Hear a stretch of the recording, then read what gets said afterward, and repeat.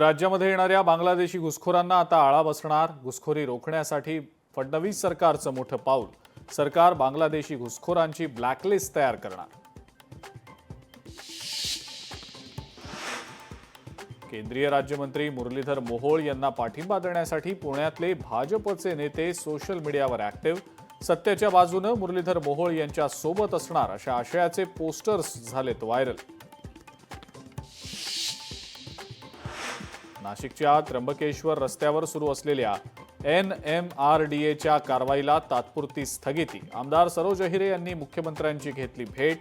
भेटीनंतर कारवाईला मुख्यमंत्र्यांकडून तात्पुरती स्थगिती।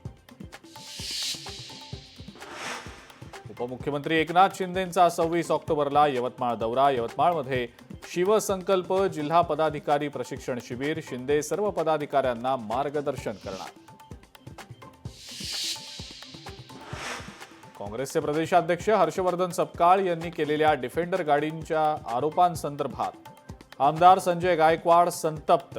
गायकवाडांकडून सपकाळांचा एकेरी उल्लेख। छठपूजा स्थळांवर अद्याप पुरेशा सुविधा का नाहीत? मंत्री मंगलप्रभात लोढांनी अधिकाऱ्यांना झापलं। सुविधा उपलब्ध करून देण्याचे लोढांचे निर्देश।